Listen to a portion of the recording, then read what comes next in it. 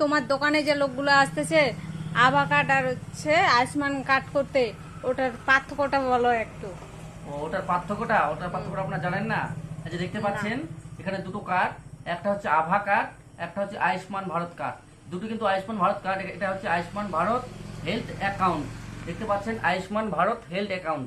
এইটার কার্ডটার যেটা কাজ, এই কার্ডটা হচ্ছে আপনাদের চিকিৎসা সংক্রান্ত যাবতীয় তথ্য এই কার্ডে থাকবে।